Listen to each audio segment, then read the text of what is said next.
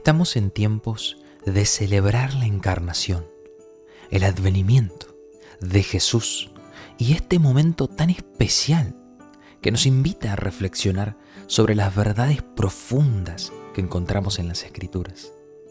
Entre ellas, Isaías 9:6 destaca como uno de los versículos favoritos en temporada navideña, pues contiene una mención explícita del nacimiento de un niño, un hijo, que transformaría la historia de la humanidad para siempre. Notemos la riqueza del pasaje y los títulos de gran peso dados a este pequeño bebé.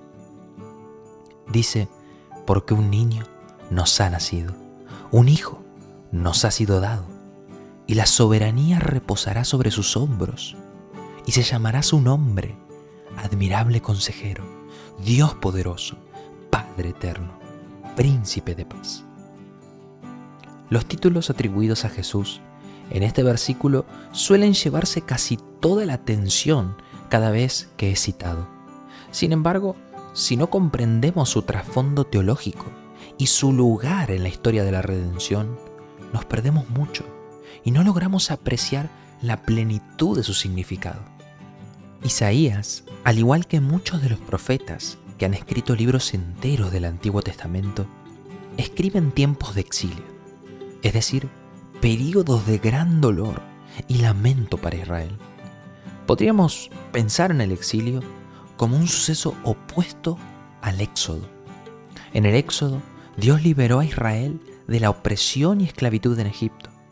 En el exilio, el pueblo es llevado cautivo a tierras extranjeras, siendo dominado por sus enemigos. Las promesas del Mesías parecen desdibujarse y la expectativa de un redentor se va debilitando con el pasar de los años.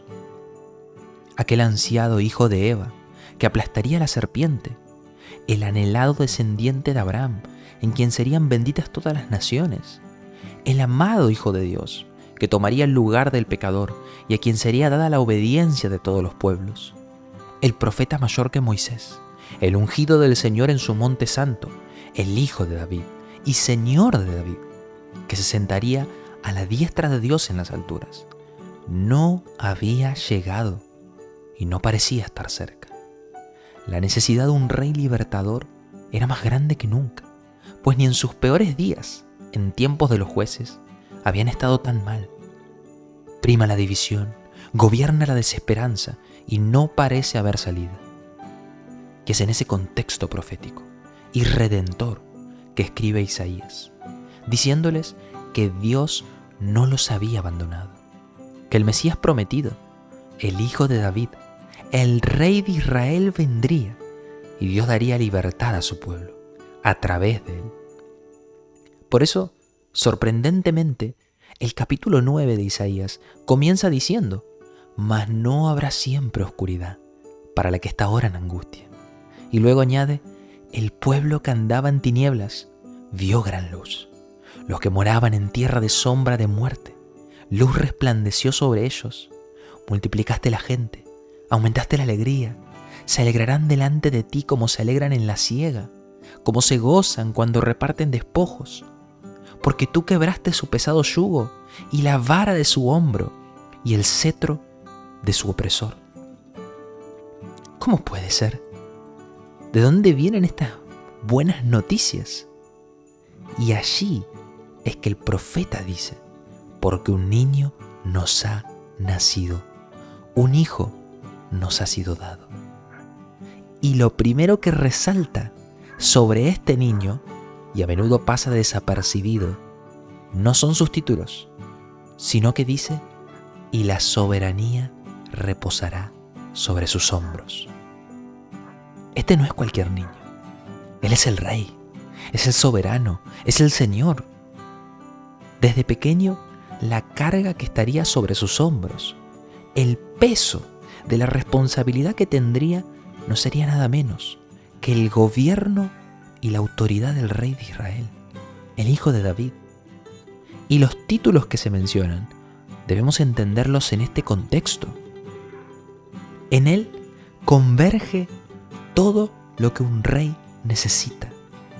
Un rey necesita dirección, de buenos consejeros, asesores de su corte real, como siempre ha sido costumbre desde tiempos antiguos, porque necesita sabiduría para discernir y juzgar con justo juicio. ¿Y qué es lo primero que se menciona de este niño rey? Se llamará su nombre Admirable Consejero. Él es su mejor consejero. O como bien les dijo Jesús a los fariseos, he aquí uno más grande que Salomón. Jesús es sabio como ningún otro. Pero no solo eso, por más buenas ideas que tenga un rey, fracasará si no tiene el poder para ejecutar sus mandatos, para hacer su voluntad. ¿Y qué añade Isaías? Que Él es Dios poderoso, que este rey es Dios mismo, poderoso en batalla, fuerte como ningún otro, con una voluntad firme como el hierro y una dirección inquebrantable. Sin embargo, aún con sabiduría y poder, un gobierno fugaz y pasajero no puede hacer cambios profundos. Pero esto no es un problema, porque el Mesías es Padre eterno. Él no tiene restricción de tiempo, porque Él no tiene principio ni final. Y por último, Isaías añade, Príncipe de paz. La sabiduría, el poder y el tiempo son vitales, pero lo que más necesitamos es la shalom de Dios, la paz integral, la plenitud que solo Dios nos puede dar. Y un rey bueno, solo en tiempos de guerra, podrá ser un buen guerrero, pero no es un buen mayordomo, no es un hombre de dominio. Y aquí Jesús, Él es el príncipe de paz, Él es el príncipe de shalom, de la entereza y el bienestar integral, de la vida plena y abundante. Él es un hombre de dominio, pero también un hombre de prudencia. Él es fuerte y poderoso, pero también paciente y amable. Él es el Dios eterno, pero también es el Hijo de David. Sin lugar a dudas, semejante rey crearía enormes expectativas entre el pueblo y gran ansia porque llegue este ungido del Señor. Pero Israel quizá falló en entender el versículo 7, que señala algo característico de este rey y de su reino: el progreso y el desarrollo. No sería un gobierno inmediato que tomaría el dominio del mundo de la noche a la mañana, pues dice, el aumento de su soberanía y de la paz no tendrán fin sobre el trono de David y sobre su reino. Y otra versión dice, lo dilatado de su imperio y la paz no tendrán límite. Hay una progresión, hay un aumento, hay una dilatación, un desarrollo, un proceso que tendría, ciertamente, como destino final llenar la tierra de la gloria del Señor, pero que llevaría tiempo y mucho trabajo en el camino. Jesús mismo comparó su reino con un grano de mostaza, que aunque es pequeño al principio, crece hasta convertirse en un árbol donde las aves encuentran refugio.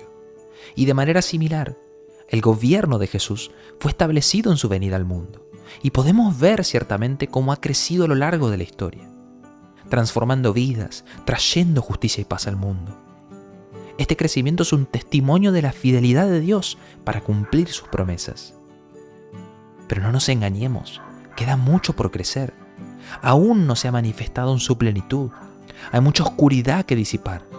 Hay conflictos, guerras, dolor en la faz de la tierra. Una creación que gime clamando por libertad, que anhela la shalom de Dios. Y nosotros mismos aún podemos testificar el quebranto que produce el pecado en nuestras vidas. Las características de este reino ya no son conocidas. El Salmo 72, en particular, hace un gran énfasis en la justicia y la paz. Y aquí nuevamente Isaías remarca, para afianzarlo y sostenerlo, con el derecho y la justicia, desde entonces y para siempre. Pero los tiempos son del Señor. Una cosa sabemos con certeza, y no podemos dudar. Por más difícil que sea creer en semejantes promesas, ahora que Cristo ha venido, y que hemos visto en Él a este Rey soberano, no podemos desanimarnos. Y queriendo justamente prevenir esta duda y falta de fe, El pasaje termina diciendo: el Señor de los ejércitos hará esto. Dios pone su sello, jura por sí mismo, así como prometió a Abraham bendecir a las naciones. Él dice aquí: yo mismo voy a asegurarme de que esto sea así. La verdadera belleza de la Navidad radica en este Dios que no miente, que es fiel a sus promesas, que Él mismo declara al final desde el principio, porque Él mismo ejecuta con firmeza sus planes. Porque aún cuando, para asegurar el éxito, debe dejar su trono de gloria y venir a este mundo, lo hace. Porque lejos de desentenderse de nuestro caos y oscuridad, Él no permaneció distante ante nuestra rebelión. Él entró en ella, Él vino a nosotros, nació en fragilidad y pobreza, llevó nuestro pecado y venció la muerte. El nacimiento de Jesús no es solo un evento histórico, es una declaración del Dios que no nos abandona, aún en las circunstancias más duras como Israel en el exilio. Él busca a su pueblo, Él da a su propio Hijo por su pueblo. La Navidad es una temporada para regocijarnos en el cumplimiento de las promesas de Dios. Y a medida que cantamos Gloria a Dios en las alturas y en la tierra paz, celebremos el nacimiento de este Salvador. Recordemos que Él es el Rey eterno que trajo paz y justicia al mundo. Que esta temporada nos inspire a vivir vidas que reflejen esa paz y justicia, vidas consagradas a nuestro Rey. Feliz Navidad a todos, que la tierra reciba a su Rey.